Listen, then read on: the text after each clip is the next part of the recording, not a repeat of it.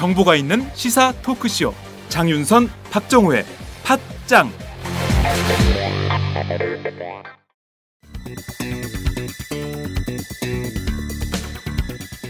안녕하세요. 팟짱 애청자 여러분, 장윤선입니다. 여러분, 군불 침대라고 들어보셨습니까? 이 침대는 난방 기능이 있는 침대인데요. 전기장판이나 돌판을 이용한 게 아니라 특이하게도 따뜻한 바람을 넣어서 특수 제작한 침대 매트리스입니다. 그러니 여러분의 잠자리가 정말 훈훈하겠죠? 제일 큰 장점은 일단 잠자리에 들면 그 따뜻함이 마치 사람의 체온으로 데운 것처럼 자연스러운 느낌을 줍니다. 열선을 사용하지 않으니 당연히 화상이나 전자파 걱정도 없고요. 침대 내부 습도가 낮아서 진먼지 진드기 등도 번식하기 어렵습니다. 일교차가 큰 환절기에도 정말 유용하고요. 여름에도 매트리스를 항상 뽀송뽀송하게 유지할 수 있습니다. 믿기 힘드시겠지만 전기요금도 정말 적게 나온다고 합니다. 전기장판, 온수매트에서 찾기 힘든 기분 좋은 따뜻함.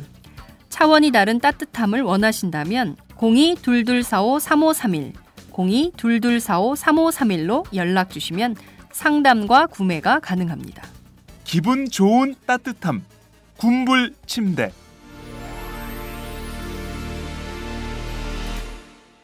자세한 사항은 포털 사이트에서 군불 침대를 검색해보세요. 팟짱 듣고 전화하셨다고 하면 구매하실 때에 아주 좋은 일이 생깁니다.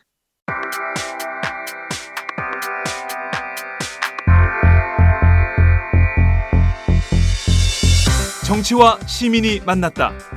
김광진, 안진걸이 함께합니다. 시민의 정치.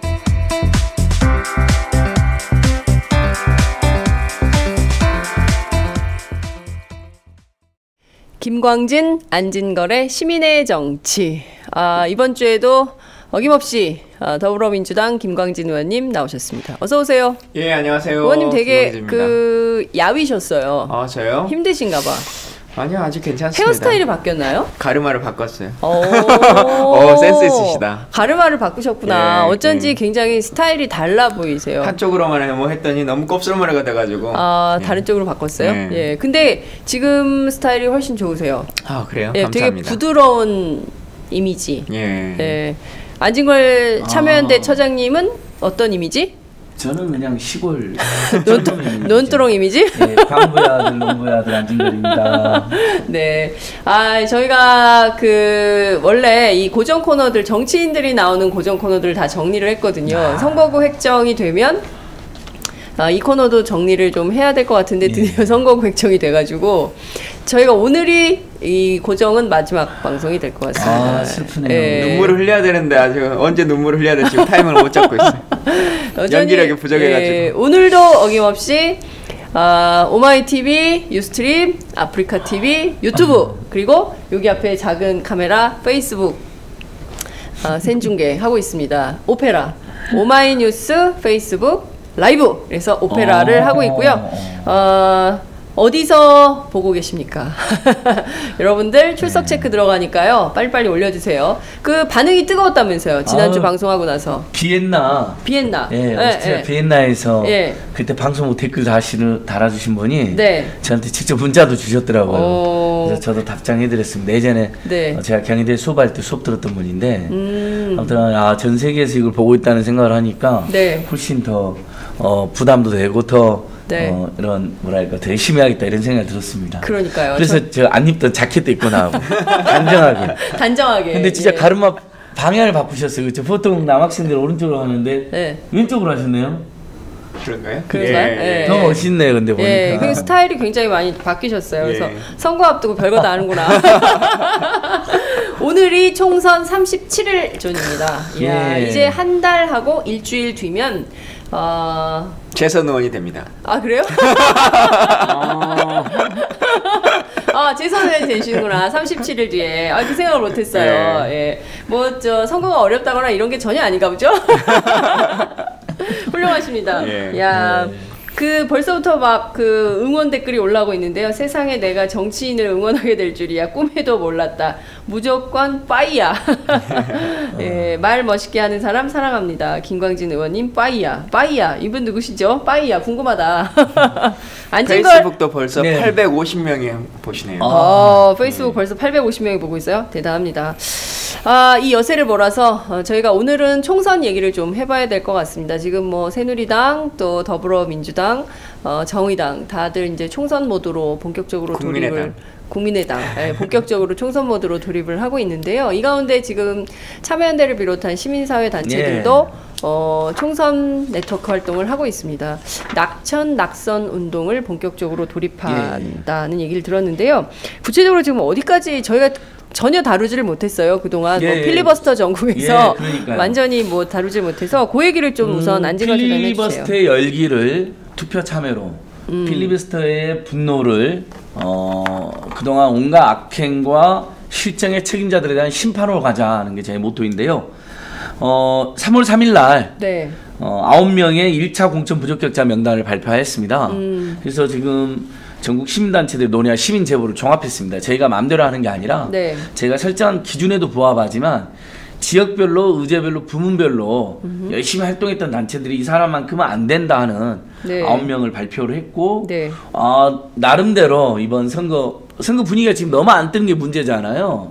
그렇죠. 여당이든 야당이든 유권자들의 평가가 활발하고 정책이 막 이렇게 부각되고 그다음에 심판하자는 분위기도 있고 막 이래야 되는데 그동안 박근혜 정권의 선거 전략 그거거든요. 선거 분위기를 안 띄워가지고 선거를 조용히 치르자. 그래야지 중간평가니 심판이 말이 안 나올 테니까 그게 먹혀 들어갔죠. 근데 우리 국민들이 그게 당할 사람들이 아닙니다. 지난주부터 선거 분위기가 떴는데 우리 총선 시민 네트워크도 크게 기여를 한 것으로 지난주 중 그다음에 주말에 총선 내시 발표한 공천 무적격 명단이 큰 반향이 있었습니다. 나름대로. 특히 이제 거기 포함되어 있는 최경환 전 부총리와 김용판 국회에서 선서도 거부한 국회를 무시하고 선서를 거부했는데 국회의원이 되겠다는 희한한 분이죠. 이 두 분이 강력히 반발하면서 오히려 총선 넷을 더 띄워주는 저희 엑스맨 역할을 해주셔서 지금 1차 명단이 황우여, 최경환, 김현종 그리고 김석기, 김진태, 이노문, 한상률, 박기준, 김용판인데요. 새누리당이 8분, 더불어민주당 1분 있습니다. 그리고 2차 더불어민주당이 김현종 이제 FTA를 강력하게 이제 추진했던 문제가 있고 그 과정에서 뭐 미국 위크리크스에 밝혀진 바에 의하면 미국의 이익을 위해서 죽도록 최선을 다했다 뭐 이런 비슷한 표현이 나오고요. 미국을 위해서 죽도록 최선을 다했다. 그런 표현이 위크리크스에 나오잖아요. 버시바우 대사하고 뭐 대화한 것이 나오고요. 그다음에 영입되자마자 개성공단 폐쇄 뭐 이해되는 측면이 있다 이런 식으로 이야기해서 모두를 놀라게 했는데 저희는 뭐 야당이든 여당이든 부적격자에 대해서는 가차없이 문제 제기를 하겠다. 물론 최종 판단은 우리 국민들이 하시는 겁니다. 그리고 그러면 뭐야 여당도 심판하고 야당도 심판하자는 거냐? 그건 아닙니다. 집권 세력의 심판과 중간평가가 이번 선거의 특징이고 그렇게 돼야 되는데 다만 개개 후보로 들어갔을 때 여당이 나는 부적격 후보가 있을 수 있기 때문에 문제 제기를 하겠다는 거죠. 여든 야든 무소속이든 상관없이 그 사람이 과연 국민의 대표를 역임할 수 있는 적격자냐 부적격자냐 이거를 판단한다는 것이죠. 예, 그렇습니다. 그리고 김광진 의원님은 안 들어있어요? 시민 제보, 그러니까 전국 시민단체들이 논의하고 시민 제보까지 해서 뭐 수백 건이 이렇게 후보로 올라와 있는데 수백 건이요? 많이 접수가 되고 제보가 되고 있습니다. 그만큼 문제 있는 분들이 많다는 것이죠. 뭐 일본 한상률만 딱 찍어서 이야기해봐도 국세청 그림노비 뭐 그다음에 노무현 대통령의 서거로 연결된 뭐 국세청 기획 세무조사 박연차에 대한 그리고 그다음에 뭐 국세청장 또 연임해달라고 뭐 이상드가 골프를 쳤다든지 그러다 문제가 되니까 미국으로 도피하고 막 그랬던 사람인데 이번에 나온다는 거예요. 제보가 엄청 오죠. 이런 경우 당연히. 제보가 많이 와요. 그 지역의 단체들에서도 연락이 오지만 제보도 많이 옵니다. 근데 의인 김강진 의원님이란 제보는 없었던 것으로 지금 바뀌고요. 요즘 그 시민들이 뭔가 악의적인 글이라든가 아니면 좀 비판하는 글이라든가 이런 걸 쓸 때마다 불안해 하시잖아요. 근데 예전에 제 기억에 이 낙선 운동하는 것은 불법이다. 뭐 이제 이런 판결이 있었던 것 같던데 지금 이 발표를 하거나 아니면 시민들이 트윗하거나 하는 것은 문제가 없습니다. 전혀 문제가 안 됩니다. 2000년도 처음에 낙선운동을 기획했을 때는 당시에는 단체가 선거운동하는 게 금지되어 있었는데 그래도 김대중 전 대통령께서 그분이 문제가 있는 것 같다는 의견도 주시고 그러면서 선거가 끝나고 선거법 개정돼서 단체 선거운동은 원칙적으로 허용이 되어 있는데요. 그래서 그 다음에 온라인상에 또 낙선운동 전면 허용되어 있습니다. 지금 당장 저희가 말하는 이 9명을 널리 퍼뜨리셔도 전혀 문제가 안 됩니다. 그래요? 불법 아니에요? 예. 다만 이제 테러 방지법 때문에. 예.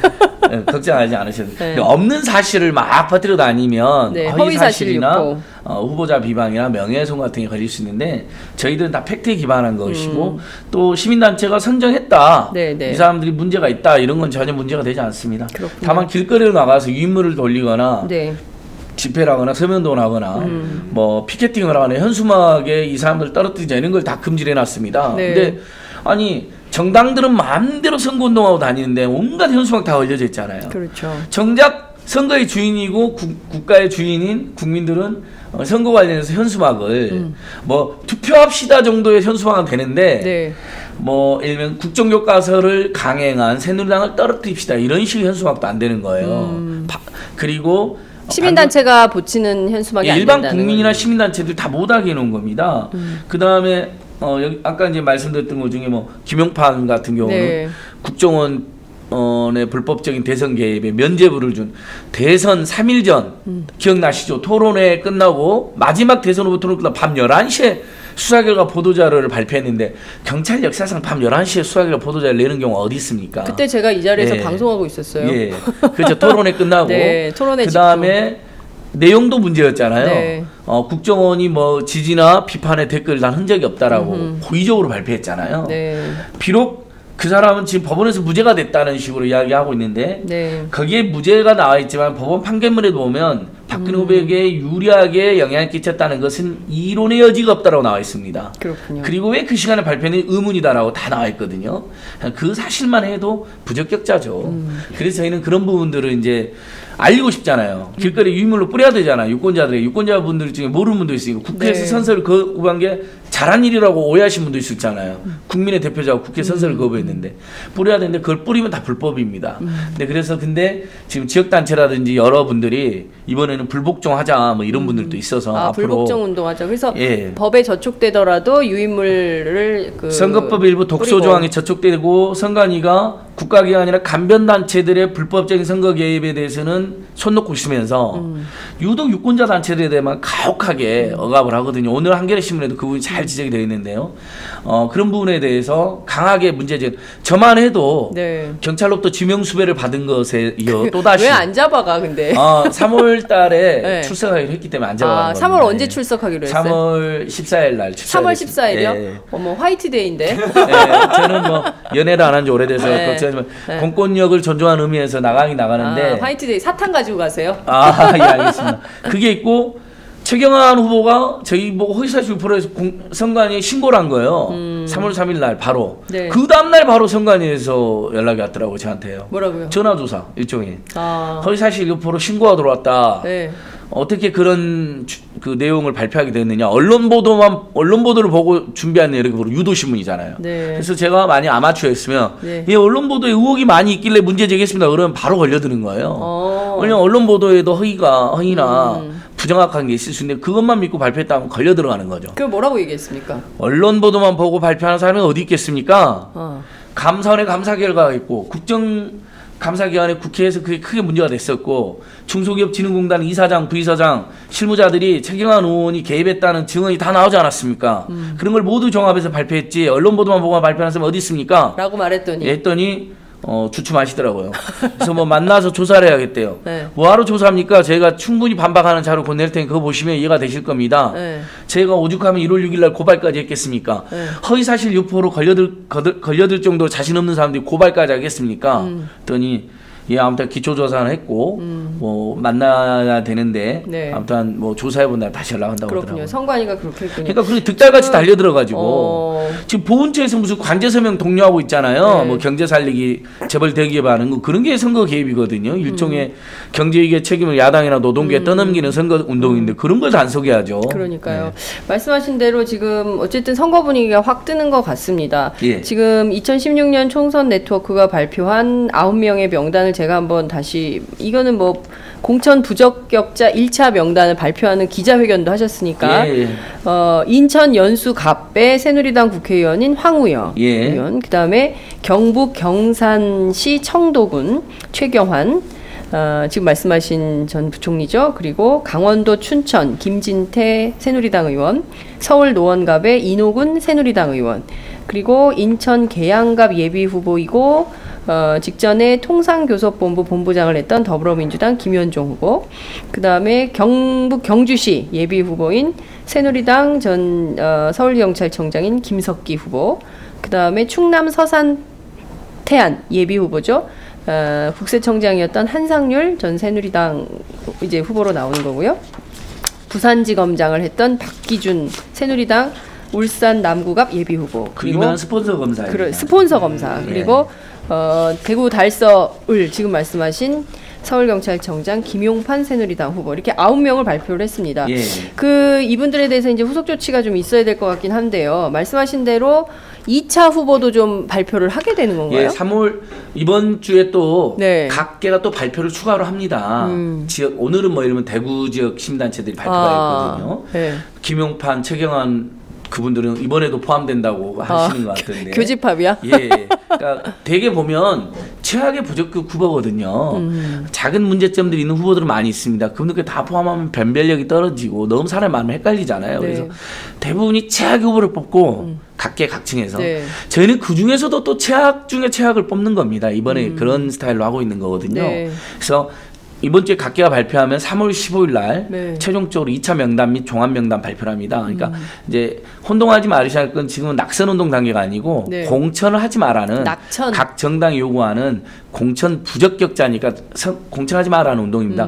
그러니까 공당이거든요. 사당이 아니고 그렇죠. 공적인 정당에 네. 그게 공천이라고 하죠. 네. 사천이 아니고 네. 공적인 천거 작업이거든요. 네. 거기에 당연히 유권자 단체가 공적으로 비판하고 참여할 수 있는 것입니다. 그런 의미로 다만 이제 청취자들께서도 누가 빠졌다거나 아니 그 사람은 왜 들어갔냐 이런 분이 있을 수 있어요. 네. 그러니까 그런 의견들은 충분히 서로 개진할 수 있다. 네. 저희도 하나의 의견에 불과하다. 감히 네네. 저희가 다 옳다고 생각하지는 않습니다.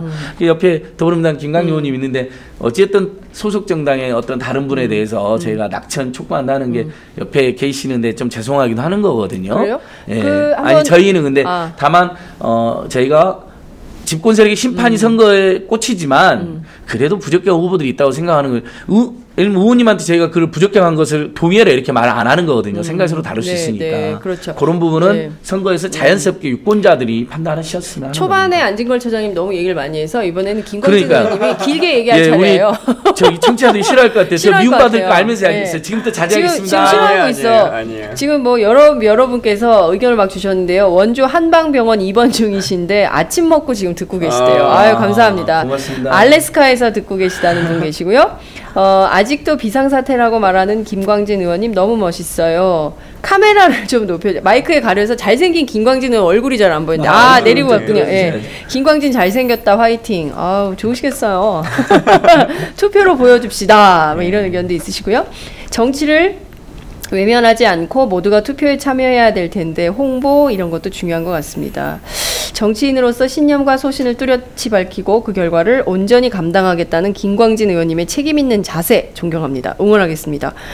댓글은 말은 안진걸 처장님 계속 얘기했는데 댓글은 전부 김광진 의원님이에요. 어떻게 하면 좋아? 아니요, 네? 그게 자연스럽습니다. 자연스럽죠. 근데 지금 시민들로부터 응원받는 의원이 많으셔야 돼요. 그러니까요. 누가 지나가다가 아메리카노도 좀 사주고 이러면 좋은데 의원님 지금 순천에서 오늘 새벽에 오셨어요? 어제 밤차로 왔어요. 어제 밤차로 오셨어요. 그러니까 예. 오로지 팟짱의 녹음을 위해서 녹화를 위해서 서울로 오시는 의원님이세요. 왜 의인 얘기 안 해? 안진걸 처장이 의인 빨리 한번 해주세요. 아니 의인 김강진 의원에서 네. 아니, 영웅 그 핑계로 김강진 의원으로 반나절 선거운동을 잠깐씩 쉬었는데 이제는 장 기자님 잘라가지고 어쩔 수 없이 또 계속 선거운동 네. 하셔야죠. 할 수 없어요. 와우! 거래처 노총각 김대리 드디어 장가간대요. 축하 화한 보내야겠어요. 어디로 꽃 주문할까요? 꽃 주문은 꽃주문닷컴이지. 꽃주문닷컴요?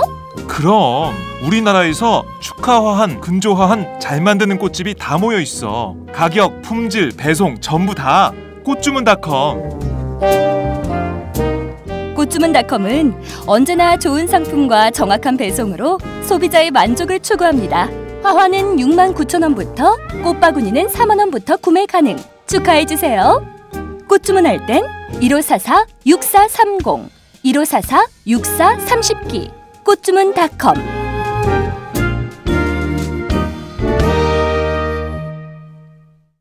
지금 공천 진행 중이잖아요. 더불어민주당 예. 공천 과정에 있는데 지난주에 예비후보 심사도 면접 봤죠. 심사도 예. 하시고 오셨어요. 좀 공정하게 잘 진행이 좀 되고 있다고 보십니까? 지금까지 공천 과정에 대해서 좀 어떻게 평가하세요? 뭐 아직 감히 얘기 결과가 못하는 안 거 아니야? 나와서 결과가 안 나와서 공정한지 안 하는지 내일 이제 저희가 발표거든요. 컷오프에 대해서. 내일 발표예요. 30%, 50%? 예, 그러니까 네. 현역은 그 3선 이상은 50%, 네. 그다음에 초재선은 30% 하는 컷오프도 있고, 네네. 또 지역별로 보면 뭐 순천 같은 경우는 제가 5명이 저희 당의 후보인데요. 그 중에서 이제 몇 명이 그 경선에 임하게 될 것이냐라고 하는 컷오프 이것까지 이제 발표를 다 하니까 지역별로 다 해요. 네네. 내일 그럼 전국이 다 발표. 아마 그럴 것 같습니다. 예. 그렇군요. 그래야 한 10월 12일, 15일께에 경선을 3월? 해서 예. 확정을 지을 수 있어서. 네. 그 지금 프로세스로 굉장히 가는데. 떨리는 마음으로 계시겠네요. 근데 문제는 지금 뭐 네. 선관위원장도 지명이 안 되고 막 그래가지고 네. 아직도 지금 당에. 예. 당의 선관위원장이 어떻게 아직 없을 수가 있어요? 없어요. 공천관리위원장은 있는. 공관위원장은 있는데 또 네. 선관위원장을 또 해야 되는데요. 경선 관리하실 예, 선거관리위원회 예. 위원장을 아직 그러니까 못 구했어요? 공관위원장은 공천을 그렇죠. 지명해주고 하는 일만 하지만 그 선거를 또 관리하는 일들은 선관위원장이 해주셔야 되는 거죠. 그렇군요. 지금 오스트리아 비엔나에서 안진걸 교수님 안녕하세요. 어우. 6시간 뒤에 일어나야 되는데 김광진 의원님 마지막 방송이라고 하셔서 잘까 말까 고민 중이에요. 못 주무시고 계셔. 예, 그러니까 조금만 더 보고 주무세요. 저기 예. 의인이 아니라 이제 영웅의 반열에 오르신 분은 더 보셔야죠. 우리 박신혜님이거든요. 예. 신혜님 반갑고 고마워요. 네. 전 세계에서 오마이뉴스와 또 조국을 사랑하는 마음으로 응원해주신 동포들, 유학생들, 잠시 나가 계신 분들, 네. 이번 선거 때 시민단체들 최선을 다해서 그러니까요. 정말 혼용무단 집권 세력을 심판할 수 있도록 정말 불굴의 의지로 투쟁하겠습니다. 노력하겠습니다. 의인 안진걸? 아니, 저는 논두렁 안진걸입니다. 예, 광부의 아들, 농부의 아들, 민초의 아들 안진걸입니다. 예. 선거운동하는 것 같아. 그러니까 거의 대선 주자들이 대선 주자들이 하는 하는 워딩인데. 아니, 제가 토요일 아침마다 CBS에 출연하는 게 있는데 예. 새 남자와 이야기 바구니라는 거거든요. 예. 거기서 그렇게 지정해 주셨어요, 저한테. 그래서 이야기 프로그램이니까 어쩔 수 없이 그렇구나. 거기서 맨날 농부의 아들, 광부의 아들, 민초의 아들, 엔조의 수호자, 바이 더 피플, 오브 더 피플, 포 더 피플 안진걸입니다. 이러는 거예요. 예, 용서해 주십시오. 그렇군요. 다른 프로 아까 거를 그 막 댓글 차용했어요. 중에 비상사태 뭐 얘기하는 게 네. 있잖아요. 그러니까 저는 참 이해할 수 없는 게 그런 게 있어요. 왜 우리 언론 기자들은 궁금한 걸 물어보지 않을까라고 하는 고민인데요. 우리가 국가 비상사태라고 해가지고 이 법안이 직권상정도 됐고 필리버스터라는 것도 하고 막 이 난리를 쳤지 않습니까? 그렇죠. 그러면 지금 국가 비상사태는 다 해제가 됐습니까? 아니죠. 예.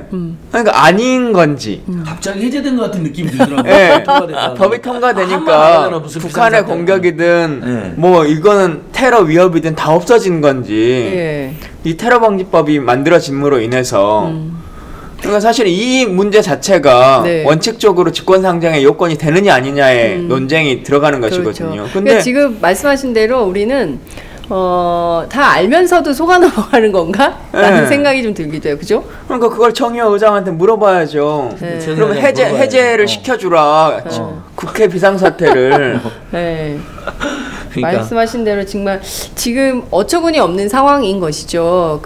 물론 이제 북한의 위협 오늘부터 키 리졸브 훈련이 시작되기 때문에 전체 모든 언론들은 이른바 이제 작게 50215 그래서 이제 뭐 참수 얘기도 막 나오고 뭐 이런 상황으로 가고 있는 건데 한편으로는 계속 이렇게 긴장을 고조하고 있는 거예요. 그리고 또 다른 한편에서 정치권에서는 이제 총선 모드로 가고 있고 이제 국민들은 뭐 그냥 일상생활에 바쁘실 테고 뭐 이렇게 세 가지 장면이 한꺼번에 있는 그러니까. 대한민국 이렇게 볼 수 있을 것 같아요. 여기서 제가 의원님한테 한번 여쭤봐야 될 것 같아요. 근데 저는 이제 언론들이 두 가지가 문제잖아요. 네. 우리 오마이뉴스를 빼고는 일단은 선거 보도를 아직도 많이 안 해요. 35일밖에 안 남았는데 37일. 보니까 또 어제 오늘부터는 계속 훈련한다는 거, 대규모 훈련 무슨 마치 전쟁 영화 보듯이.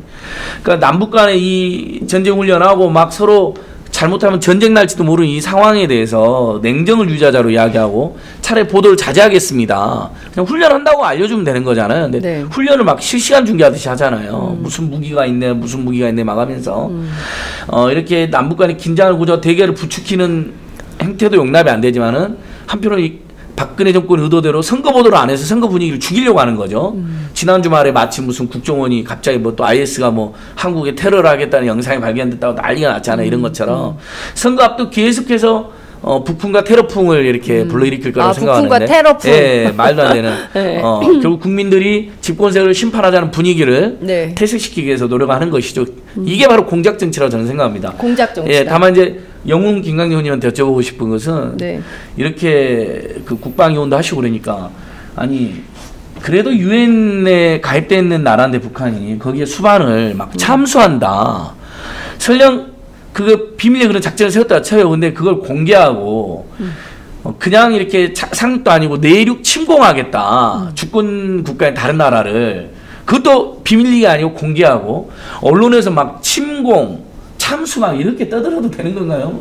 그러니까 저보다 훨씬 전문가이시니까 또 상황을 총괄하시니까 의원님께서 한번 일단 기본적으로요. 작게 5015에 대한 내용을 알 수가 없어요. 지금 언론에서 뭐 참수 작전이니 선제 공격이니 뭐 핵에 대한 뭐 어떤 대응 타격이니 이렇게 떠드는데요. 그 작게를 본 적이 없는 기자들입니다. 왜냐하면 저희가 지난 국정감사 때 이 작게 5015 때문에 국정감사가 중단되기도 하고 심지어 새누리당인 국방위원장이 이런 식으로 해가지고는 회의를 진행할 수 없다고 정회를 그냥 일방적으로 선언하고 국정감사를 멈춘 적도 있거든요. 네. 그럴 정도로 지금 국회에 전혀 보고가 되고 있지 않아요. 작게라고 뭐 용어를 설명하자면 네. 우리가 흔히 작게 5027이라고 하는 걸 많이 이제 흔히 알고 있죠. 왔지 않습니까? 그리고 이제 지금 2015년도에 만들었다고 해서 5015로 바꾼 건데요. 네. 5026도 있고 뭐 여러 가지가 있습니다. 그러니까 예, 쭉 있는데 왜 근데 다 50일까 이렇게 네. 생각하는 궁금증이 있으신 분이 시민들이 계실 거예요. 50은 우리나라랑 연관되는 건 아니고요. 미국의 태평양 사령부의 코드명입니다. 예, 그러니까 5015든 5027이든 이거는 대한민국의 작전 계획이라기보다는 미 태평양 사령부 우리를 관할하고 있는 태평양 사령부의 작전 계획이라고 보시는 게 더 맞을 것 같고요. 네. 그러니까 그런 면에서 보면 명확하게 우리가 전작권이 50이고 뒤에는 연도를 붙이는 모양이죠. 연도를 붙이기도 하고요. 네. 만들어질 때 어떤 코드명을 가져다 붙이기도 하는데 이상하죠. 예전에 막 5027. 5027은 이제 저희가 오랫동안 썼던 거죠. 5027이고 27은 숫자는 아니겠네요. 그러니까 연도는 아니네. 그렇죠? 예, 그리고 27이 연관에 있습니다. 26도 있고 25도 있고 뭐 여러 가지가 있는데 그 안에서도 예전에도 흔히 참수작전과 뭐 비슷하게 말할 수 있을 만한 것이 27에는 들어있지 않았습니다만은 뭐 다른 거에 작게 들어있고 뭐 했었는데 실제 이걸 빨리 공개해줘야 돼요. 그러니까 일반 시민에게 공개할 필요성까지는 없지만 최소한 국방위원회에는 보고를 해줘야. 왜냐하면 상식적으로 국회가 하는 일이 뭡니까? 예산을 만들어내는 거잖아요. 어떤 일들에 돈이 필요하겠다라고 하는 것을 계획을 세워줘야 되는데 작전 계획이 전면적으로 전환되는 거예요. 대한민국의 작전 계획이 5027에서 5015로. 그러면 부대 개치 계획도 다 바뀌었을 것이고요. 아까 말씀하신 것처럼 작전의 기본적인 방식도 바뀐 것이고 그에 따른 향후의 대응 무기도 다 바뀌어야 되는 것이거든요. 그렇죠. 근데 국회에는 우리가 대응 무기를 어떻게 바꿀 것이며 작전 계획이 어떻게 바뀌었고 부대 배치를 어떻게 할 건지에 대해서는 아무런 설명해주지 않으면서 그냥 돈만 주라.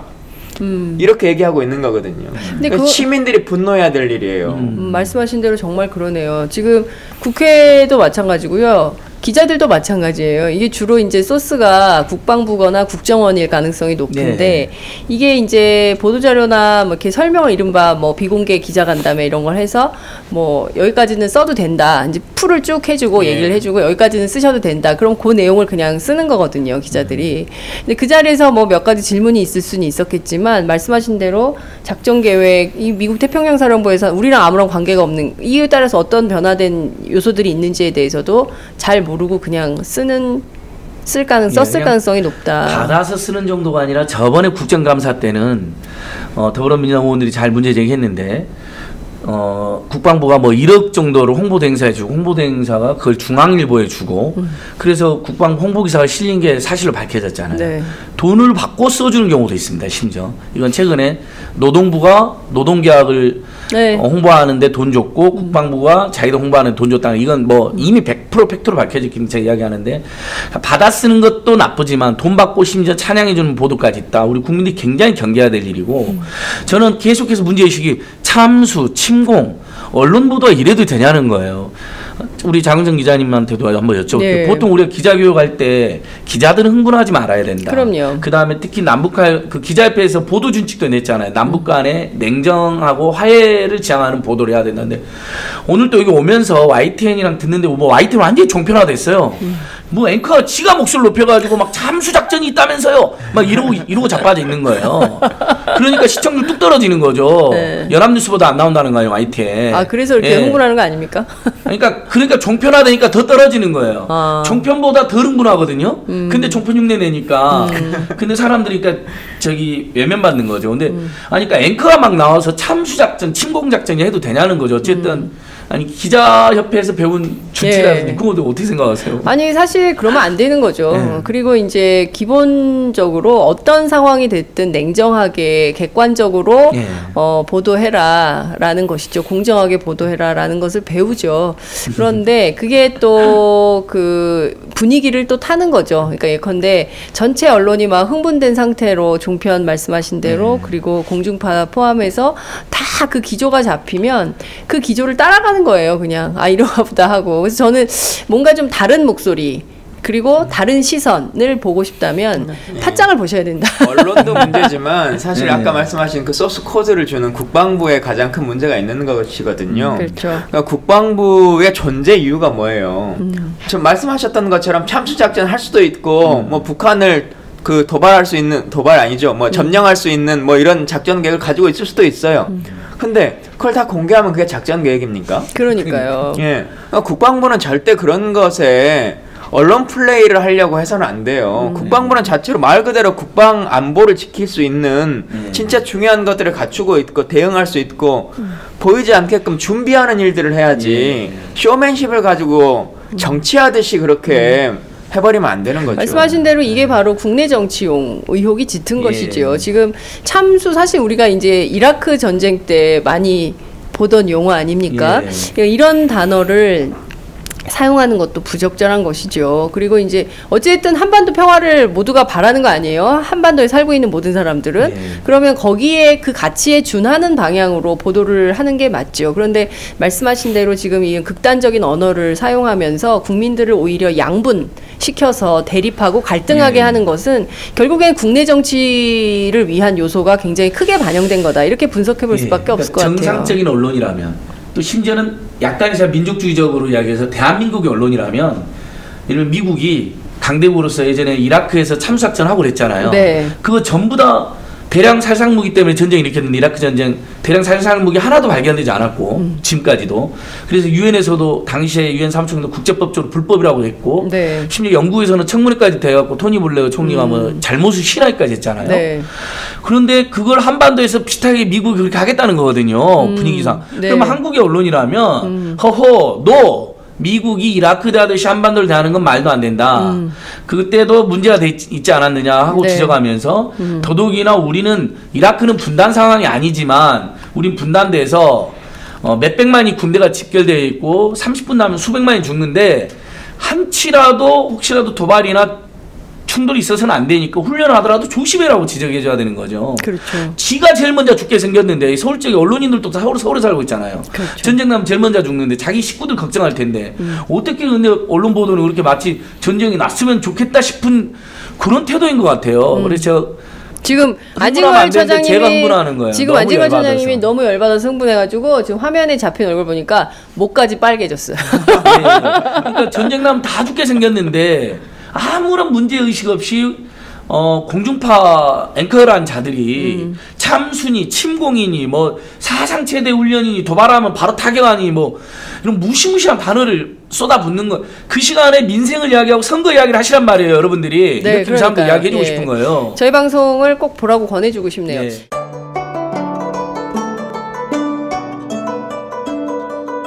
안녕하십니까. 저는 정도전을 15년 전에 최초로 소설로 썼던 작가 임종일입니다. 사실 정도전을 소설로 쓰는 데만 10년이 걸렸는데 그 시절 무명의 고달픈 심신을 양꼬치와 고량주로 달래주었던 풍무 양꼬치. 풍무 양꼬치는 월드컵 4강의 기쁨도 나라골 우습게 돌아가고 분통이 터질 때도 늘 함께했던 안식처이자 사랑방이었습니다.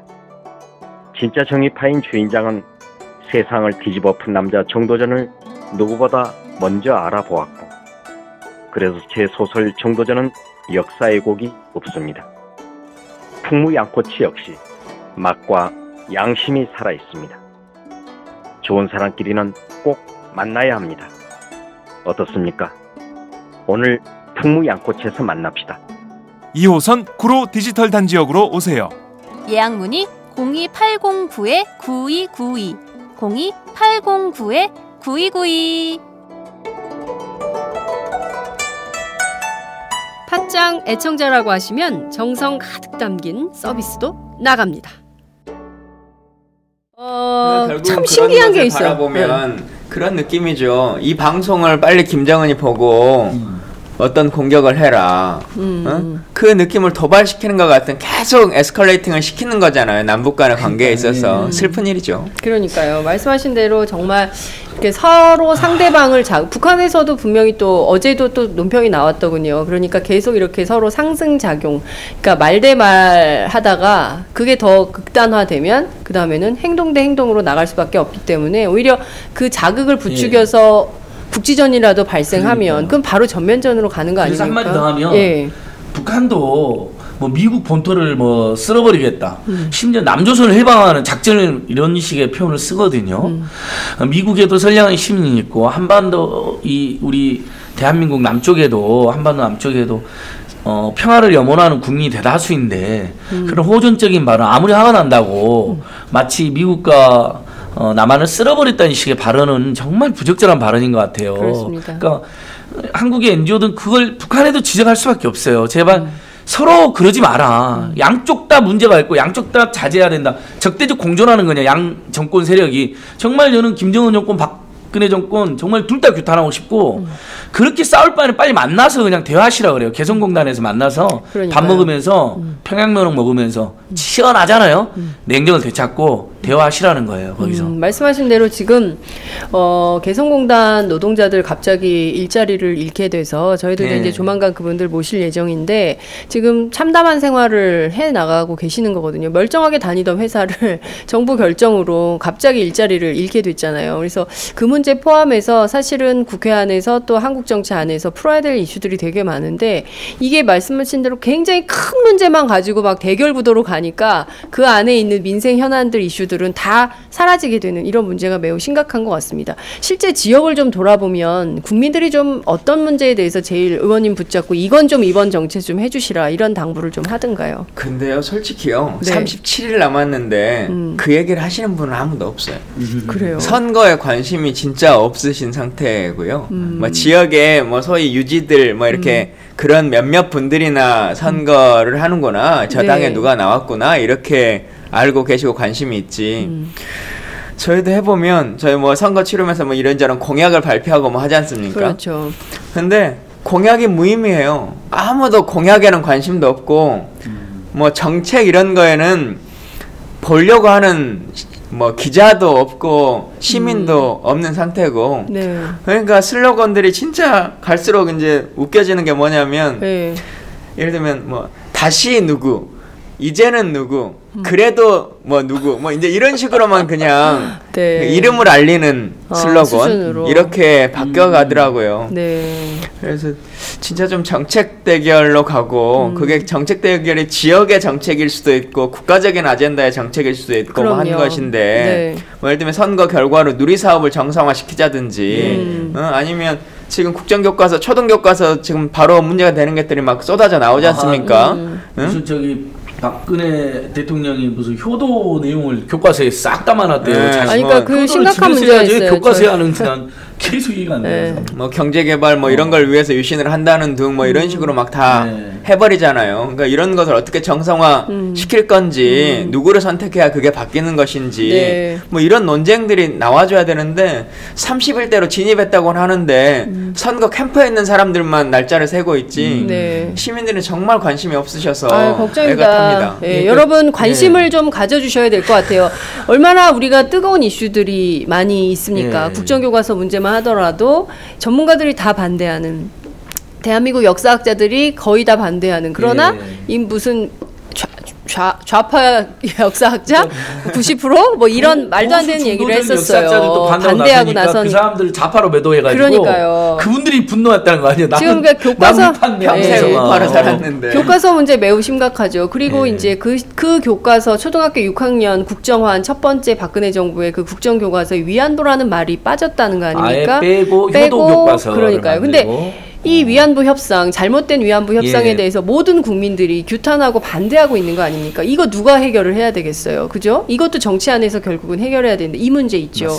그러니까 비단 경제민주화뿐만이 아니라 누리과정도 심각해요. 지금 서울시 경기도만 하더라도 3월까지는 어떻게 하는데 그 다음부터는 대책이 없다는 거거든요. 예산이 없어. 이거 어떻게 해야 되는지 지금 어린이집에 아이들 보내고 계시는 우리 학부모님들은 이거 매월 그 다음 달은 어떻게 되는 거니? 막 이러고 있는 거거든요. 근데 이게 지금 정치 안에서 해결해야 될 게 너무 많은데 그 이슈들이 전부 실종됐다는 말씀 아니십니까?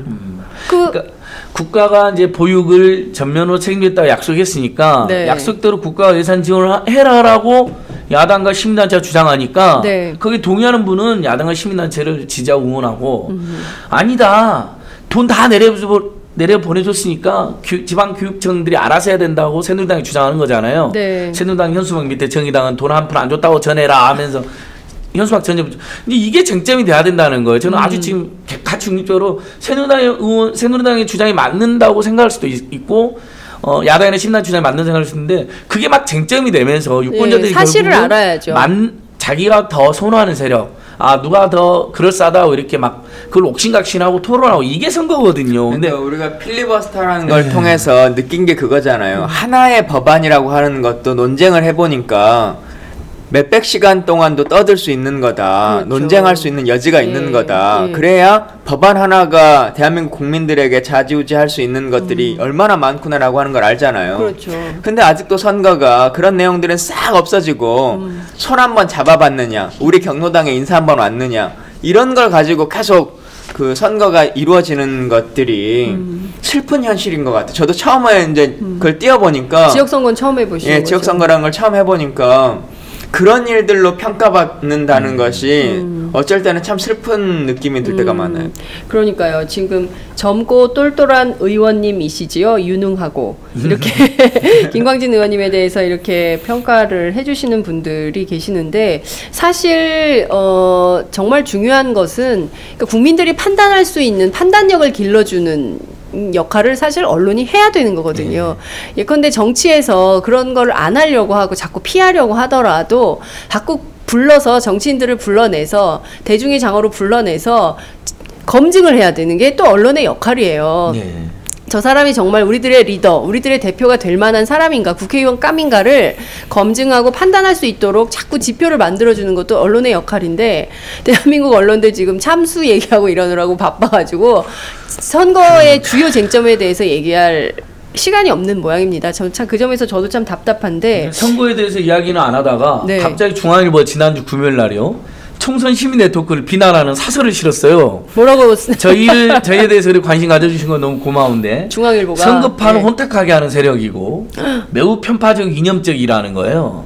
아니 한상유리가 그림 노비를 하고 골프장에서 승진 접대라고 이런 건 다 알려진 사실인데 그게 어떻게 이념적이며 편파적이며. 그 검찰 조사로도 나온 거 다 아닙니까? 나왔잖아요. 미국의 뭐 도피하고 이거 너무 뻔하잖아요. 그다음 박기준 씨가 스폰서 검사였고 그래서 검찰에서도 문제가 돼서 검찰이 자체적으로 면직시켰어요. 사실상 퇴출시킨 거잖아요. 누가 보기에도 공직자로 부적격이잖아요. 그래서 저희가 중앙일보 반박声明을 냈어요. 네. 공당이 공천하는 과정에 시민사회단체가 유권자들이 공적으로 비판하고 참여하는 게 무엇이 문제인지 답하라. 당신들이야말로 그런 부적격적인 후보자들이 난무하고 그런 잘못된 후보들이 난무하는데 한마디도 하지 않고 있는 거, 그게 선거판을 혼탁하는 거고 국민들이 열받게 하는 거다. 이렇게 했는데 제가 답변하고 했는데 아직 답은 안 주셨는데, 그래요. 일단 느닷없이 그런 식이에요. 선거에 대해서 답변해라 중앙일보.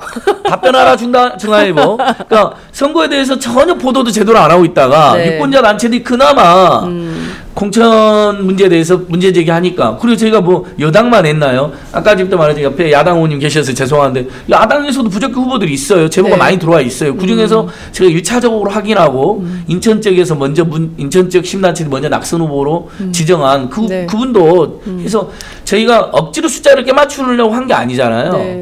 그래서도 안 되고 당연히 집권 세력이고 의원 숫자도 훨씬 많잖아요. 그다음에 부정부패 사범이 새누리당이 더 많은 걸 어떻게 해요. 네. 그래서 그쪽이 많이 뽑힌 것 뿐인 거죠. 예. 근데 여당 8명, 야당 1명이니까 편파적이라는 건데 말도 안 되는 소리입니다. 기계적으로 네. 균형을 맞출 수가 없잖아요. 이쪽은 그럼 야당 의원 억지로 집어넣으라는 건데 그럴 수는 없잖아요. 불법 저지른 사람이 없나 보죠, 거기는. 아니 야당도 있어요. 제보가 들어가고 네. 2차 낙천 명단에도 일부 더 포함될 거예요. 네. 옆에 야당 의원님 계셔서 죄송하긴 하지만 심지어는 김광진 의원님에 대한 제보가 들어와도 우리는 심각하게 검토해야 되는 거거든요. 뭐 근데 제보는 없으신 것 같아요. 네. 지금까지는. 네. 근데 그러니까 그게 시민단체 숙명인 거거든요. 친분관계에 아무 상관없이 저는 유권자들이- 여기서는 없는데요. 다른 데서 많아요. 그래요? 아, 뭐가 그래요? 있어요? 뭐 자유시장 경제원 아. 이런 데서 아, 자유시. 그러니까 네. 저기 이제 구구단체들 또 하는데 네. 그러니까 반시장 네. 국회의원 1위. 그다음에 반시장. 저기 네. 북한을 비호하는 분이라고도 막 찍히잖아요. 네. 근데 그 진짜 TV 조선 어떻게 예. 됐습니까? 그거 예. SNS에서 엄청 돌았는데. 자막으로 네. 뭐 사실관계를 알려왔습니다. 그렇게 해가지고 끝났는데요. 야, 아, 진짜 나쁘다. 꼼수다. 그러니까 근데 그러더라도 끊임없이 해야 되겠다는 생각이에요. 하여튼 계속 저는 문제 뭐가 제기해야 나오면 무조건 걸어서 네. 그쪽도 귀찮아져야지 그렇죠. 더 이상 피곤해져야 얘기를 안 돼요. 하죠. 네. 저희가 그냥 넘어가 버리고 하니까 네. 아, 그래도 되나보다 쟤들 아무 네. 말 안 해. 제가 라고. 보기에는 이재명 시장이 아주 잘하고 있는 것 네. 같아요. 꼼꼼히 다 찾아내서 그 법률적으로 붙으면 저쪽도 귀찮아지니까 네. 허위 사실에 대해서 하면 안 되겠다 이런 생각, 네, 경각심이 매우 조심해야 들 수 되는데 있어요. 김미아 조심해야 선생님도 그렇게 하고 이재명 네. 씨도 그렇게 하잖아요. 그분들이 그렇게 하니까 그 다음부터 보도가 조심해졌대요, 실제로. 그러니까 저희 지금 NGO들도 그렇게 하고 있어요. 민원연이랑 네. 선거보도 감시연대에서 계속 모니터링해서 종편 신고하고 신고하면 다 또 새누리당 편이에요. 그 방송통신심의위원회가. 네, 네. 그래도 계속 신고하는 거예요. 네. 그렇군요.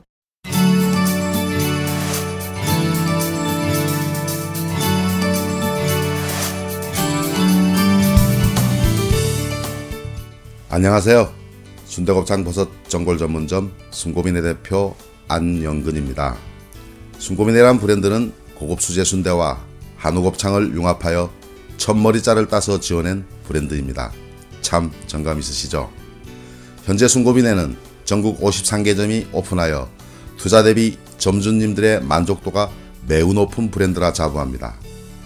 전국에 많은 프랜차이즈 업체가 있지만 순고민의 프랜차이즈는 가맹 전주님과 상생한다는 기업 이념으로 판매가 대비 높은 마진을 보장하여 드리므로 어느 프랜차이즈 업체보다 높은 마진율을 보장하여 드린다고 자랑하고 싶습니다.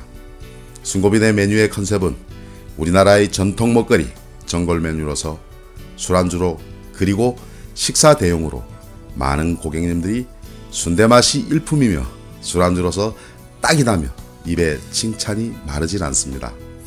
최고는 아니지만 최선을 다하여 가맹점주님과 그리고 소비자 여러분과 함께하는 순고빈의 프랜차이즈가 되겠습니다. 다음과 네이버에 순고빈회를 검색해 보시고 창업 문의는 051-555-6611 051-555-6611 홈페이지는 www.한글로-순고빈회.com으로 문의하여 주십시오. 정말 맛있습니다.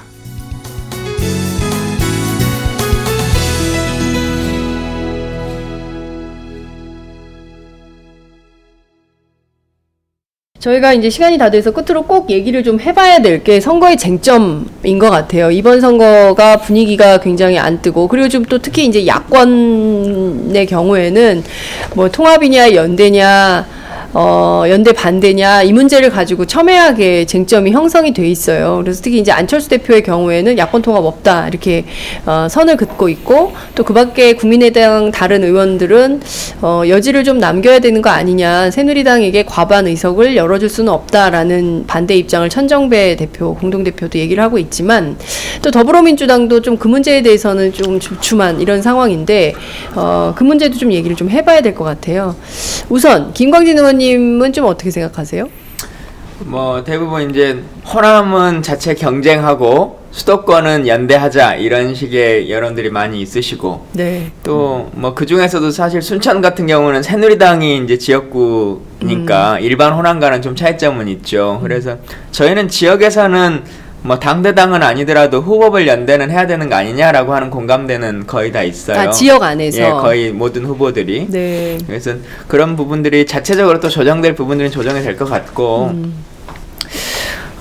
그럼에도 불구하고 어쨌든 이제 그 제3의 세력이 태동되는 것 자체가 꼭 나쁜 거냐 라고 하는 고민도 저는 진지하게 해볼 필요성이 있다고 봐요. 네. 그게 국민의당이 좋냐 아니냐를 떠나서 그게 제3당이 정의당이 될 수도 있고 다른 정당이 될 수도 있을 텐데요.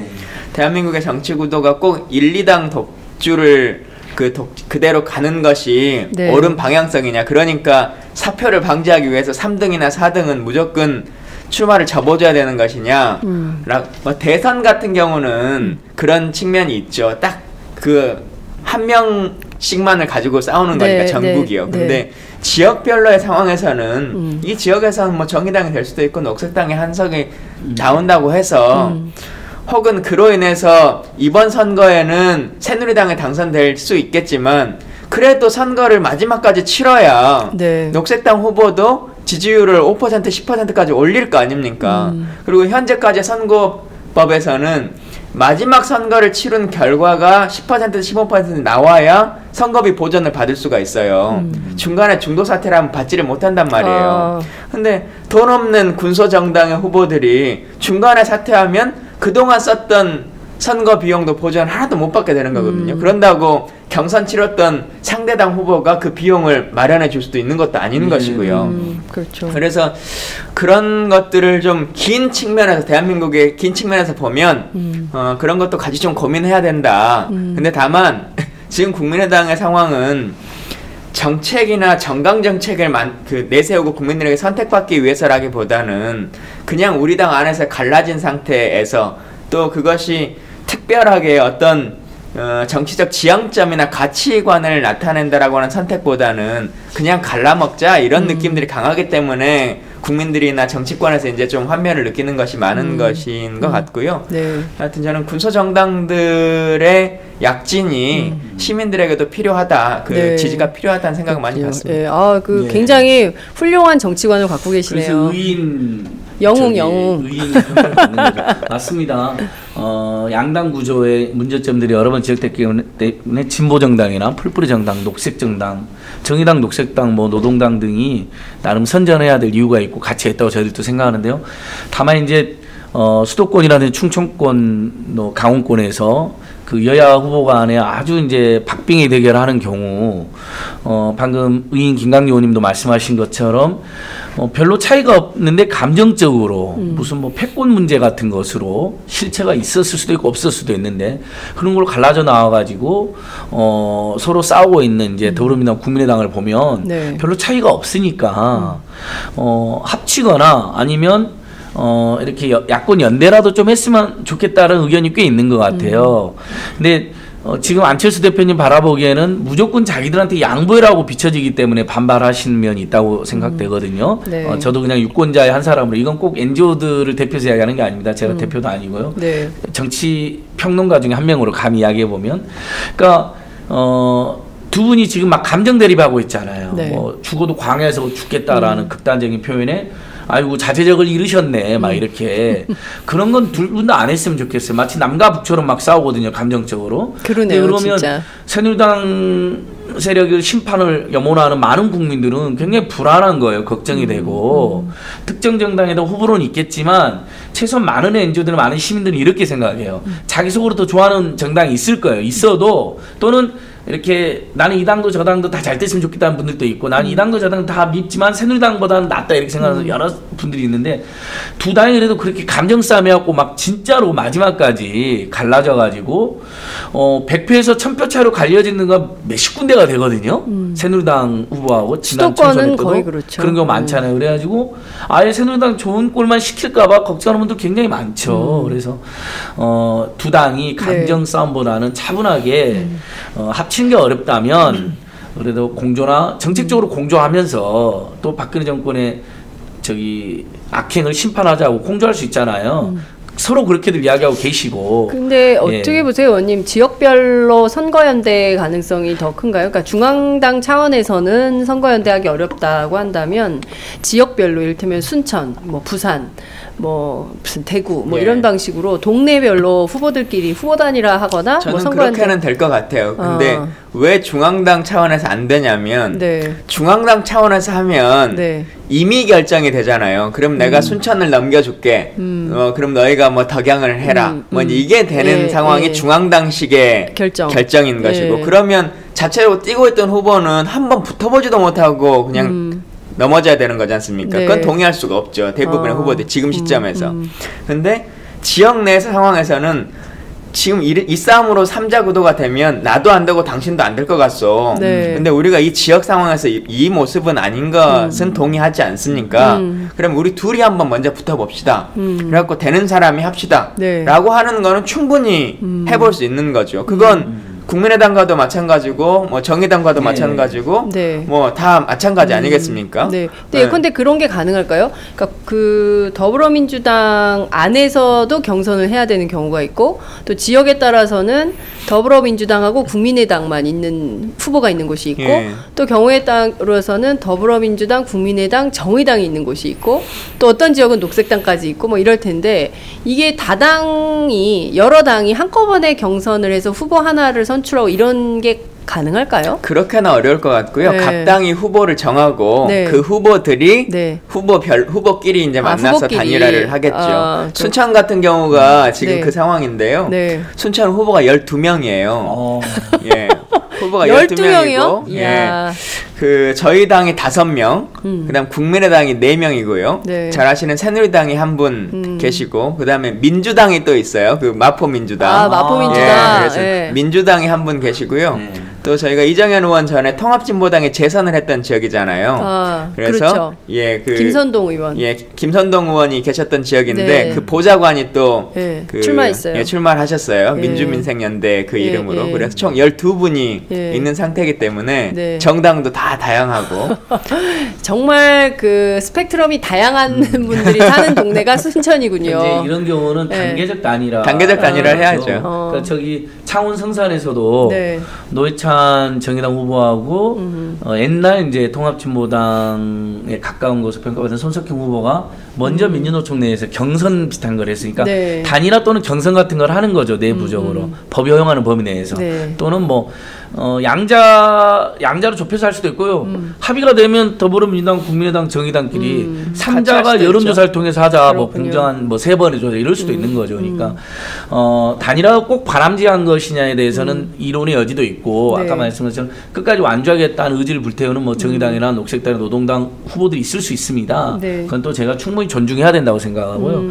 다만 어찌됐든 감정적으로 초점은 이제 더불어민주당, 국민의당, 특히 수도권이나 충청, 강원권에서 박빙 경우에 서로 협력이 필요하다라는 거고, 그 경우 정의당도 충분히 그 협력하겠다라는 입장이 이미 내지 않았습니까? 그러니까 그 세 당이 어쨌든 경합을 하거나 아니면 당락에 영향을 끼치는 의미 있는 득표율을 기록하는 경우가 많기 때문에 세 당이 선거와 관련해서는 박근혜 정권은 독재적 국정 운영을 심판하겠다고 세 당 똑같이 이야기하고 있거든요.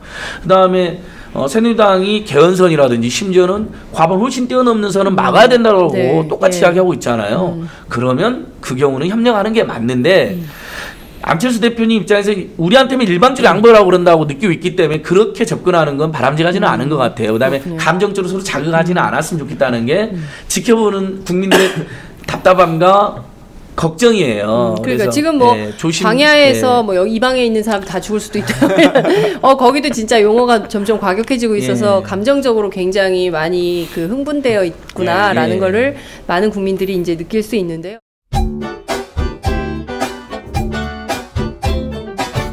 너 영안초등학교? 야, 이게 몇 년 만이야, 친구야. 넌 어쩜 하나도 안 늙었니? 헐, 뭐라는 거니? 매일 새벽 출근해, 야근해, 애 키우지, 살림하지, 피곤해 죽겠어. 근데 병원 가면 규칙적인 운동하고 새끼 챙겨 먹고 스트레스 받지 말고 잠 푹 자라나? 누가 그걸 몰라서 못하니? 나랑 똑같구나. 그래서 난 마카산삼으로 해결했잖아. 마카산삼. 잉카인들이 먹던 페루 산삼과 우리나라 산삼으로 만들었대. 그래? 당장 검색해봐야겠네. 마카산삼. 아니야. 요즘 마카산삼 뜨니까 유사 제품이 많아. 영한네이처로 검색해봐. 검색창에서 영한네이처. 페루의 마카와 우리나라 산삼, 몸에 좋은 11가지 원료까지 하나로 만든 제품 마카산삼. 마카 녹용과 마카소와 청소년도 있습니다. 1일 2회 공복에 따뜻한 물과 함께 드세요. 영한네이처 마카산삼.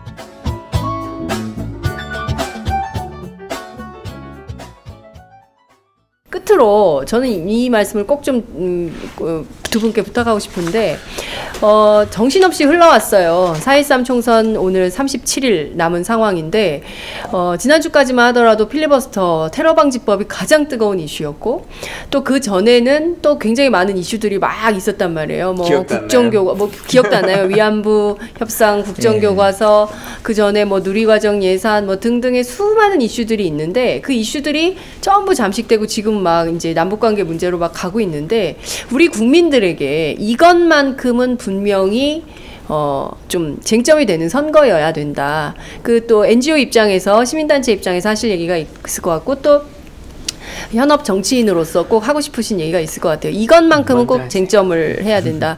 안진걸 처장님 짧게 얘기해 주세요. 제가 의원님이 길겠습니다. 예, 맞습니다. 지금 저쪽에서는 현 집권 세력은 신북풍이나 테러풍으로 선거 분위기 안 띄우려고 정말 작정을 한 거잖아요. 이럴 때일수록 담벼락에 대고 욕이라도 하듯이 계속 선거 이야기해야 되고요. 지난 주말에 시민 필리버스터 열기로 공천 무적격자 명단 발표되면서 저희도 선거 분위기를 띄우는데 이렇게 일조했다 이런 평가 받고 있거든요. 또 2차 낙선 명단 발표하고 또 여기서 낙선 운동 할 것이고요. 그다음에 또 이번 선거에서 꼭 필요한 정책 과제도 저희가 몇십 개를 곧 발표할 예정이에요. 참여연대 차원에서도 할 거고 총선 시민 네트워크 차원에서도 할 건데요.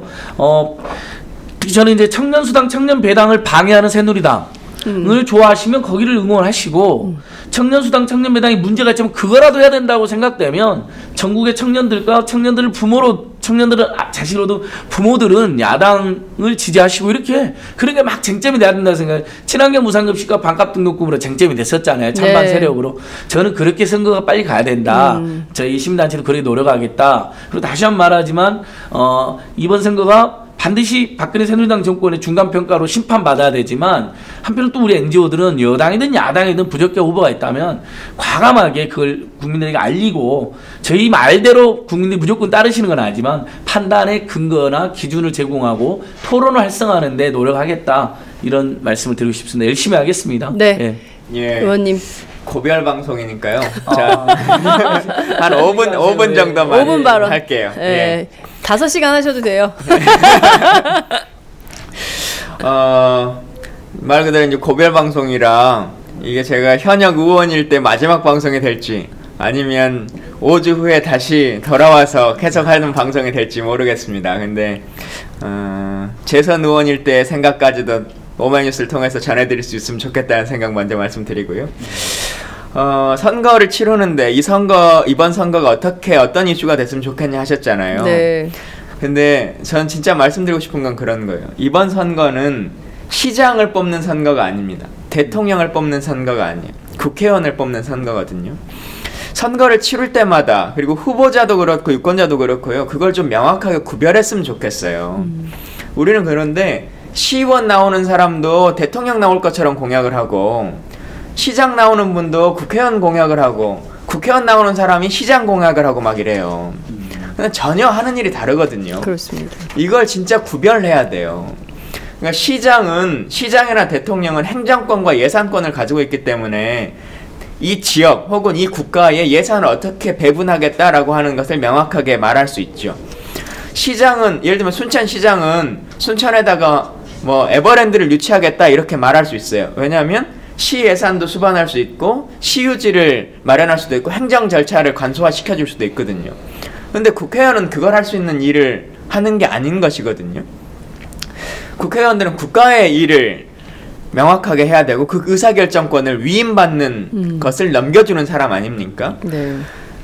그 의사결정권을 누구에게 넘겨줄 거냐라고 하는 선택을 하셔야 되는 거예요. 그리고 그 의사결정권은 지금에 있는 이슈만을 가지고도 알 수가 없습니다. 어떤 이슈로 선거를 치러집니까? 라고 하셨지만 모르는 일이에요. 4년 동안 어떤 일이 벌어질지를 장담할 수가 없는 일이에요. 시장은 당선되는 순간부터 지금 4년 동안 내가 해야 될 계획을 시민들한테 말하고 설명할 수 있죠. 네. 그 프로세스를 가지고 심판받는 거니까요. 행정행위를 하는 거니까요. 근데 국회의원이나 아니면 시의원은 그걸 할 수 있는 게 아니에요. 그때그때 판단에 대한 결정권을 위임해주는 사람이거든요. 말씀하셨던 것처럼 4.11 총선 때, 4년 전 4.11 총선 때 지금 이 상황이 박근혜 대통령이 당선이 될지, 그래서 지금 이런 뭐 위안부 결정을 내리고 사드 도입을 막무가내로 하고 그때는 전작권 전환하겠다고 양당 후보가 했으니까 믿었는데 이걸 그냥 돌이켜버리고 지금 테러방지법 만들고 또 사이버 테러방지법 하겠다고 하고 이런 일들이 계속 반복되는 거지 않습니까? 네. FTA 하면서 그냥 막 그 농민들 피해 아무런 제재하지 않고 동의해줘 버리고 하는 일들에 있어서 누가 이것을 막을 것이냐, 내 목소리를 대변할 것이냐 라고 하는 것에 결정권을 위임해 주는 거예요. 우리가 미국 대선이 지금 있는데 미국 대선에서 샌더스가 매번 말하는 게 뭡니까? 이 미국의 민주주의를 이렇게 잘못 만들어진 지게끔 한 가장 큰 이유는 돈 때문에 있다라고 하는 거잖아요. 정치인들이 돈에 휩쓸릴 수밖에 없기 때문에 이렇게 되는 것이다. 불법적인 돈을 받는다고 말하지 않습니다. 미국은 합법적으로 수백억 수천억을 줄 수 있잖아요. 그러니까 그렇죠. 불법 대선 자금을 주지 않아요. 그러나 그 돈들을 기업이 수백억 수천억을 그렇게 막 무슨 빅머니 이런 식으로 갖다가 여니까 그 눈치를 보게끔 하는 것이거든요. 우리 대한민국 정치도 생각하시는 것만큼 그렇게 뒷돈 받아가지고 정치하는 사람 많지 않습니다. 근데 합법적인 정치 후원금도 큰 기업의 어떤 상황 아니면 어떤 노조의 자금을 통해서 10만 원씩 소액 후원이라고 받지만 특정한 노조의 지원을 받거나 특정한 기업의 지원을 받거나 이렇게 운영이 되는 것들을 빨리 깨주셔야 돼요. 그래서 시민들이 10,000원, 20,000원 이름 알려지지 않아도 괜찮은, 난 연말정산 상관없는 후원금이어도 돼 라고 하는 것으로 정치질을 할 수 있게끔 만들어 주셔야 돼요. 그래야 일단 돈에 눈치 보지 않고 정치가 바뀌어지는 상황이 되는 것이고요. 그런 것에 자유로울 수 있는 후보를 뽑아 주셔야 됩니다. 그리고 또 하나, 힐러리가 쓰는 슬로건이 뭐예요? 힐러리는 예전에 오바마는 체인지라고 하는 것 하나로 선거 슬로건을 썼는데 힐러리는 지금 Fight for Us라고 하는 슬로건을 씁니다. 우리를 위한 싸움이에요. 누군가 당신들을 위한 싸움이 아니라 끼리끼리의 싸움이 아니라 진짜 나를 위한 사람, 내 대신 싸워줄 사람에 대한 대변, 이것에 대한 중심을 누구를 잡을 것이냐라고 하는 거잖아요. 시간이 되시면 유튜브에 검색해 보시면 마우스랜드라고 하는 영상이 있어요. 네. 쥐들이 사는 세상에 대한 것을 우화로 만들어 놓은 건데 캐나다의 토미 더글러스라고 하는 분이 40년 전에 캐나다에서 연설을 할 때 쓰던 영상이에요. 근데 그 영상이 40년 지나고 대한민국이 하나도 변하지 않고 있죠. 뭐냐면 쥐들이 사는 세상에서 투표를 해요. 그리고는 그래도 좀 멋져 보이고 힘있어 보이고 대단해 보이는 검은 고양이를 선출합니다. 자신들의 지도자로. 쥐들이. 예, 쥐들이. 그러니까 그 고양이가 어떤 법을 내요? 쥐들은 시속 20km 이하로 달리면 안 된다. 그래야 잘 잡아먹을 수 있으니까. 이런 법을 내요. 그 폭정에 시달리니까 4년 후에 투표장에 산을 넘고 물을 건너서 가요. 그래서 투표를 해서 이젠 하얀 고양이를 뽑습니다. 그리고는 또 폭정에 못 참아 4년 후에는 줄무늬 고양이를 뽑고요. 4년 후에는 얼룩무늬 고양이를 뽑아요. 이런 일들이 끊임없이 반복되지요. 국회의원들 평균 재산이 얼마입니까? 시민들의 평균 재산과 동일해요? 그렇지 않죠. 대한민국 국회의원들의 평균 학력 생각해 보세요. 응? 평균 직업 생각해 보세요.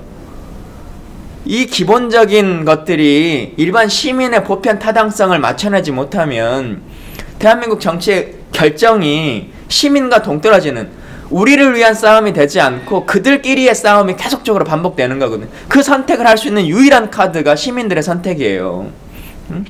지금 뭐 청년 세대의 문제니 헬조선이니 이 얘기를 합니다만은 20대가 대한민국이 14%예요. 30대 전체가 15%입니다. 둘을 합치면 딱 30%예요. 그 30%의 인구 비율은 가지고 있는데 국회에는 몇 명이 있냐는 거예요. 제가 젊은 후보에서 그 말을 하는 게 아닙니다. 그런 것들을 명확하게 지역에서도 관심을 가져주셔야 돼요. 저도 마찬가지인데요. 예를 들면 제가 뭐 비례대표 국회의원을 하고 순천에서 저는 이제 대학교를 나왔는데 네. 저희 대학이 81주년 됐어요, 올해. 근데 지방 국립대학교인 순천대학교 개교일에 제가 첫 국회의원입니다. 이게 순천만의 문제가 아니죠. 그렇죠. 사람들이 아까 나보다 그래도 힘써 보이고 멋져 보이고 권력 있어 보이는 사람이 지도자가 돼야 된다고 생각하지만 어떠한 고양이도 쥐들의 권리를 대변하지 않아요. 근데 우리는 투표할 때 그래도 서울대 나온 놈이 낫지 않겠어? 뭐 판사 출신, 변호사 출신이 낫지 않겠어? 이렇게 생각하죠. 그렇게 뽑아요. 더 나쁜 놈들이. 그래서 아까 말한 뭐 로비하고 뭐하고 하는 사람이어도 그 사람들이 중앙 인맥이 있을 것 같고 뭐 하니까 뽑아주는 거 아닙니까? 그게 정치의 모습이 아니에요. 시민들이 정말 좋은 사람 잘 선택해서 우리를 위한 싸움에 선봉에 설 수 있는 사람으로 잘 지역에서 골라주시면 좋겠어요. 그게 지금 이번 4.13 총선이고요. 4년 동안 정말 어떤 일들이 벌어질지 모릅니다.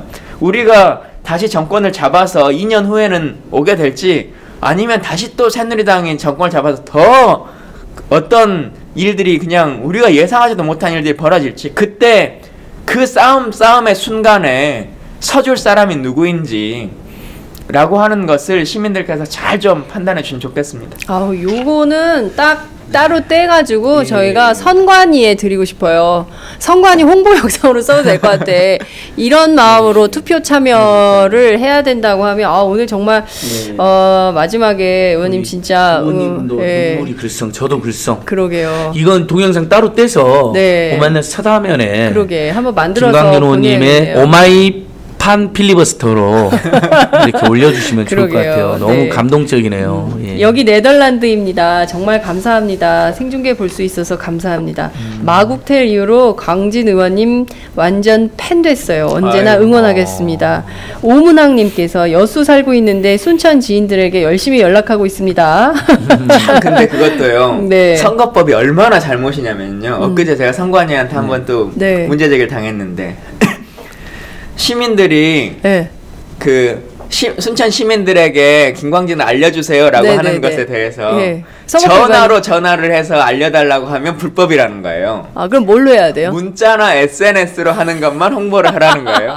그것도 야. 얼마나 웃긴 일입니까? 제가 그러네요. 돈을 들여서 뭐 콜센터를 운영하는 것도 아니고 시민들이 해주는 건데. 그러니까요. 온라인은 전면 허용되어 있는데 전화만 해도 오프라인에서 하는 그러니까요. 거죠. 예, 전화도 온라인으로 해석을 해줘야지. 멋진 김광진 의원님 응원합니다. 우리 가만히 있으면 안 됩니다. 가만인 줄 알아요. 이런 의견 주신 분도 계시고요. 오키나와네. 출근 중에 차 세워두고 보는 중입니다. 두 분 목소리만 듣다가 화면으로 보니 반갑네요. 키키키. 투표하러 순천으로 이사가고 싶어요. 김광진 화이팅. 아, 이번이 마지막 방송이라니 선거 정말 실감나기 시작합니다. 잘못하시면 회초리 들 것이고 잘하면 만사 제치고 지지할 것임. 이렇게 주신 분도 계십니다. 하나만 그냥 안내로 그냥 드리면 투표하러 순천 간다 이렇게 말씀하시니까 이제는 여러분들이 투표하러 자기 고향이나 이런 곳에 가실 필요가 없습니다. 선거 제도가 바뀌어가지고요. 예전에는 서울에 있는 사람이 순천에 주소지를 두고 투표를 하려면 부재자 신고를 미리 해놓고 하거나 그렇죠. 아니면 그 당일날 순천에 내려가거나 하는 일들을 하셔야 되는데 이제는 정해진 기간에 부재자 신고를 따로 하지 않더라도 전국 어디서든 투표하실 수 있습니다. 선거인명부가 전국적으로 동일하기 때문에요. 사전에 그냥 하시면 됩니다. 가까운 곳에서. 그렇죠. 사전 투표 그렇죠. 거죠. 예, 사전 투표소. 사전 투표소 찾아가시면 됩니다. 조금만 더 보고 자라가셔서 듣는 김에 까먹었던 빨래 널고 있어요. 의인 김광진 의원님 꼭 다음 국회에서 만나고 얼른 팟짱에서 또 만나시기를 기도합니다. 이런 의견들 주셨습니다. 오늘 아침 새누리당 그 최고 중진위원회의 하는 뒷 화면이 바뀌었어요. 잘하자 진짜. 한 방에 훅 간다 해서. 한 방에 훅 간다 해서 잘하자 진짜로 바뀌었습니다. 야권이 정말 잘했으면 좋겠어요. 국민들이 좀 저희도 이제 팟짱이 총선 특별 방송으로 이제 변화합니다. 그래서 4.13 총선 때까지는 저희가 이제 물론 스튜디오물도 하지만 대부분은 이제 거리에서 방송을 하게 될 텐데요. 어쨌든 저희도 흥을 돋구겠습니다. 선거는 축제니까요. 시청자들이 보고 계시니까 순천에 오십니까? 네, 순천. 야, 또 이렇게 치고 들어오네. 야, 많이 컸다. 대답하세요. 가야죠. 네, 가야죠. 예, 순천에 가서 저희가 순천에 뭐 명물이 뭡니까? 맛있는 게 뭡니까? 예, 한번 순천 시장을 돌면서 저희가 한번 만나 뵙도록 하겠습니다. 낙선 투어도 같이 가셔야죠. 낙선 투어. 예. 아니, 뭐 너무 많다. 낙선 투어도 같이 가야죠. 예. 저희 돌 겁니다. 아, 그래요? 돌 겁니다. 총선 네트. 아, 이거 지금 큰일 났네, 이거. 스튜디오에 있을 시간이 없을 것 같은데요. 예. 낙선 투어도 가야 되고. 카메라를 늘리게 여러분 10만인 클럽에 가입해 주세요. 아유, 너무 감사드립니다. 예, 정말 그동안 김광진 의원님 일주일에 한 번씩 이렇게 이른 아침에 출근하셔서 말씀해 주시느라 너무 고생 많으셨고요. 또 우리 안진걸 처장님 감사합니다. 두 분이 하는 고정 코너는 선거법 때문에 잠깐 쉬지만 두 분 모두 열심히 하셔서 5주 후에 다시 만나뵐 수 있기를 고대합니다. 예, 오늘 감사합니다. 말씀 잘 들었습니다. 예, 고맙습니다. 고맙습니다. 안녕하세요. 오마이뉴스 대표 오연호입니다. 감사합니다. 여러분의 성원 덕분에 바로 어제 오마이뉴스의 10만인 클럽 회원 10,000번째 참여자가 탄생했습니다. 여러분의 응원 덕분에 오마이뉴스는 더욱더 힘차게 권력과 자본의 눈치를 보지 않고 뚜벅뚜벅 참 언론의 길을 갈 수 있게 되었습니다. 계속 성원해 주십시오. 10만인 클럽 회원이 2만 명 정도가 되면 사실상의 진보 종편도 가능합니다. 자, 그 길을 위해 독자 여러분 함께 해주십시오. 감사합니다.